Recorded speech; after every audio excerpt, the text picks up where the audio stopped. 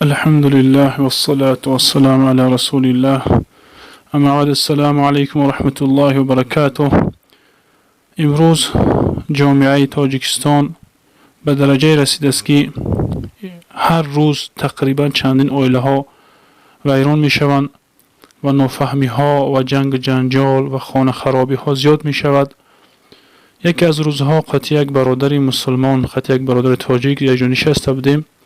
اون قصه میکرد که من از روزی که همسردار شدم و 1 سال تقریبا یا اینکه 2 سال قطعی زندگی کرده نکرده به شهر رسی آمدم و الان دخترچه ما میگم از وقتی که حامله بود همسری من، الان دخترچه ما 4 ساله میشده که 5 ساله میشه، ما دیدگی نیست اونه. میگم به خاطر چی؟ میگد تا حال من نزد همسری خودم نرفتم و علتش در چی هست؟ میگم پول نداری، شاید وضعیتت خوب نیست، شرایط نداری، چی علت هست؟ در حقیقت من اون زندگیش خودم با چشم خودم دیدم. یکی از زنهایم عروس گرفته است. اون زن نه حجاب نه ستر نه یکم چیز، با توجهی که قدر زنی به معنی هم نی، یعنی که معلوم است آخی مردم وقتی که مسلمان ها حاضر بگیم که خیلی خیلی حیاشون کم شده است تا جایی که مثلا غیر مسلمان یا اینکه کافر و چی یک طرف بیستد. خلاصه گپ که اون زنی بیچاره در تاجیکستان حالتی حامله داریش وقتی که شوهرش رسیه میاد، اون زنی عروس میبیند، اون زنی عروس که میگیرد دیگه 4 سال میشود تا حال همسری خودش رو ندیده است و فرزند خودش رو ندیده است. اون زن بگیم مهربانی شوهر رو نمیبیند، اون فرزند مهربانی پدر رو نمیبیند. باور کنید امروز چقدر ظلمی هست درباره خواهرها و از جمله مردهایی که فکر میکنند که 2 زن گرفتن سنت است، در اون یکم قاعده ای نیست. بله، هر کسی که شرایط دارد امروز خواهرها زیاد شده، خواهر مسلمان رو بگیرید. اصلا یکمش که اون اهل کتابی باشه حتی درست نیست گرفتنش، علما من کرده اصلا فتوای معاصر همش به که ممنوع درست نیست است. توجهی که اونها مسلمان نیستن بسیارش، نه کتابی نه غیر کتابی، یگم چی نیستن، اونها کمونیست هستن، اونها بسیاری اونها قد صحبت کردیم و یگم چی قبول ندارن. از انجیل از بیبل گپ میزنی میگه یک کتابی بود، میگه کتاب قدیم بود کدامی نوشته بود، اونا بگیم که مردم خیلی قبول کردن، اگه مشکلی نداره، میگه خیلی قبول کردن ما قبول نداریم. میگه وقتی قدیم ها صحبت میکنی به همون سبب امروز هم که سوال همین بود و موضوع در همین باره بود که ما صحبت کردیم قطعی برادرهای مسلمان که بعضی برادرها و توجهی که برادرهایی که از شریعت بخبر باشن اون یک بگیم که 2 مشکل دارد، یکم که از شریعت بخبر، دوم که ظلم میکنه در حق همسرش که دیگر همسر رو میگه دیگه همسری اولش رو که است اهمیت نمیتید و بعضی هاش دعوا میکنن که ما سنت از زنده کردیم، زن میگیرن دوم زن، اون زن هاشون قد سفر میکنن بررسیه باشه با دیگه شهرها باشد دیگه خلاص اون دیگه احتیاج به شهوت رانی ندارن دیگه، چون که از دوم زن گرفته است قطعی دیگه شهوت راندن میگیرد. اما همسری اولش در تاجیکستان پرتافتگی سالهاش قطعی نمیرود، فقط نفقه رو میتد خلاص. اما حق اصلی اون که بگیم هم شوهرش هست که باید قطعی اون نفر قطعی اون زنش باشد، اولش قطعی هم حق دارد، زنی دومش قطعی هم حق دارد که عدل جاری نیست اصلا.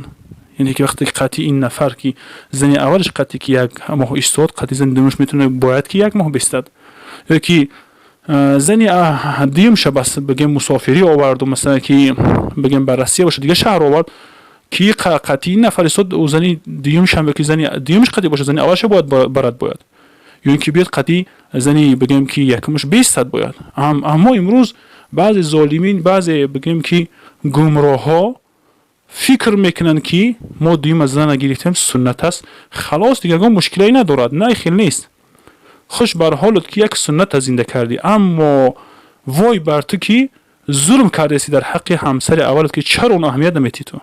چرا؟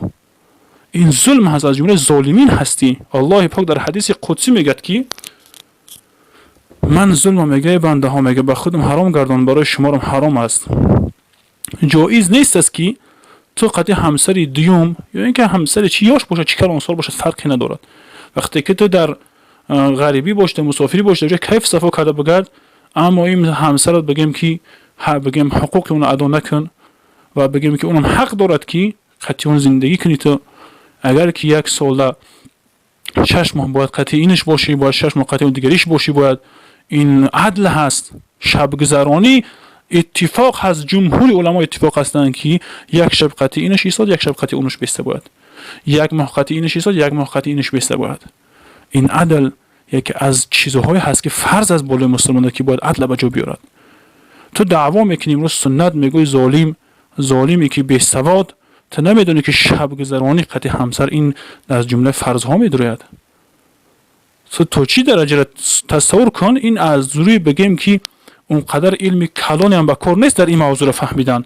همه انسانی عاقل، انسانی کمتر به ناموس میفهمد که بیست که در حق همون زنم ظلم کردیسم. تو یک ماه دو ماه بیزن میگردی در روسیه، چقدر به توقع میشه، زینا در واقع میشه، چیم دیگه کارهای دیگر در واقع میشه، فکر نمیکنی که اون زنم شهوت داره براستی خودش، اون زنم بگیم که نفس داره براستی خودش. تو ظالم فکر میکنی که فقط همون نفرهایی که در بالا باشن، کرسی بالا باشن، اونها ظالم هستن، تمام. تو دیگه ظالم نیستی، ماشاءالله تو مثل ملائکه هستی، تو سنت زنده کردی کو. آخه تو بی سواد نمیفهمی که ظلم کردی در حق اون زنی اول، یا اینکه همچنین در حق زنی دوم مثلا که همین خیلی پایمال کنی حقوقش. من اینجا گفتن نیستم که این عیب در بالای مردها هست، فقط گفتن نیستم. من گفتنی هستم که این مردهای ظالم بعضیاش به دروغ به مهاجرت میگن شرایط دارن، اگر میتونن که همسرهاشون ابو برن همونجا، میتونن که هر ما بیان همسرهاشون خبر بگن، شرایط دارن بعضیاش. اون اما ظالم آموخته شده است به ظلم، در خلق الله ظلم کردن، که نبی صلی الله علیه و میگه مردم در تحت نگاه بینی الله هستن، ایال الله هستن و بهترین شما همون نفری هست که به سوی ایالش خوبی کند و خیر نیکی کند، حق و حقوق رو ادا کند. چرا این کارو نمیکنی؟ وقتی که تو رفتی در مهاجری خودت شهوتت بگیم که بی تشویش هست از جهتی که در جای یک زن دو زن داری، این زنی اول چرا نظر نمیکنی؟ تو حقوقش ادا نمیکنی. وقتی که حقوقش ادا کرده نمیتونی، بگذار که او قدر که تو شرایط نداری یا اینکه تو نمیتونی اومده بگی بعد پیش خودت ببرش. یگام راه نداره. چرا اون مثلا که در نکات قبیله میستی، اونجا کودکای تو به تربیت پدر میمونن، به مهربانی پدر میمونن، اون زن همچنین بگیم که از حلاوت زندگیش محروم شدگی هست و بگیم مهربانی شوهر نمیبیند. وای بر حال تو، وای بر حالی که تو دعوای دروغ میگن، تو سنت زنده نکردستی، تو فقط برای شهوت دعوای کذب، دروغ، دوزختی دعوای دروغ میکنی، فقط برای شهوت رانی. اگر به خاطر الله تو زن بگیری، اگر به خاطر که یک خواهر، به خاطر که یک بگیم که اپاها را اگر که بخواین که با شوهر باشن و صاحب نفقه باشن، شما اونها را ظلم نکنین.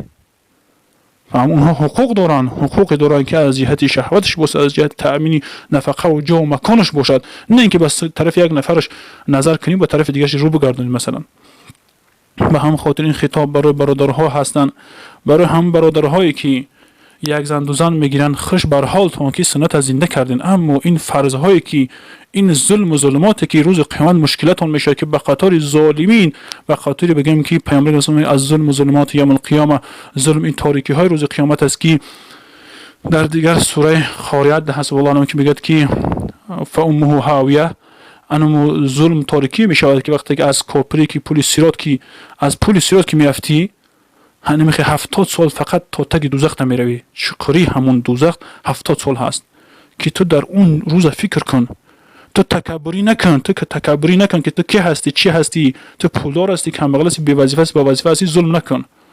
چه از جهت زن باشد، چه از جهت دیگر چیزها باشد، در حق خلق الله ظلم نکن که از جمله دوزختی ها میخیزی. فکر نکن که ظلم دیگر یکم فقط که تو در بالا باشی، یکم وظیفه دار باشی، بالای 100,000 200,000 مردم در یکم خوجین باشی، با ظلم میشود. نه، ظلم در این در همسری خود ظلم میکنی، در حق خود ظلم میکنی، گناهگار میشه، مرتکب گناه میشه، تنم از جمله ظالمین حساب میخوری.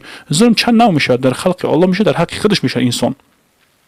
تو اینجا در خلق الله ظلم کردی که همسری تو هست و دیگه ظلم که در حق خودم کردی، اگر توبه کنی الله در حق خودت باشه، اگر الله بخواد میبخشه میگه. اما در خلق الله باشه، امام نووی رحمه الله میگه که اگر وقتی حق بنده باشه میگه الله تو نمیبخشه تو اگر حق بنده را ادا نکنی. به همون خاطر هر نفری که میگه ظالمین هست، از جمله زنهاشون باشه، از جمله فرزندهاشون باشن، اونها توبه کنن و از همون بنده ها بخشش پرسن که حق اونها رو پایمال کردن و رجوع کنن به سوی دین الله.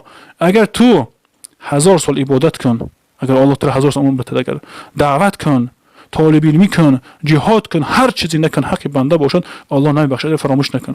این گپی من نیست، امام نووی رحمه الله برای شروطی توبه ذکر کردگی است که حق الله باشد باید از گناه خود رو کنده کنی و پشیمان شدی سه بار بس این گناه که دیم بار بر نگردینی که سه شرطش میگذاره. اما حق بنده باشه همین سه شرط است و با یک شرط دیگه زیادی کردگی هستن که یعنی که اگر هم بنده را پاک بسازی حقش رو، یعنی که اگر توبه کنی برای بخشش پرسی یگون چیزی گرفته باشی باید گردانده بدیه به اون چیز. به همون خاطر متوجه باشیم برادرها که در حق خواهرها و اپا و مادرها ظلم نکنین، بر بگردین بسی آنها تنها با پول نمیشه، برای نفقه نمیشه، اونها حق شهوانی دارن، اونها کسل شدن.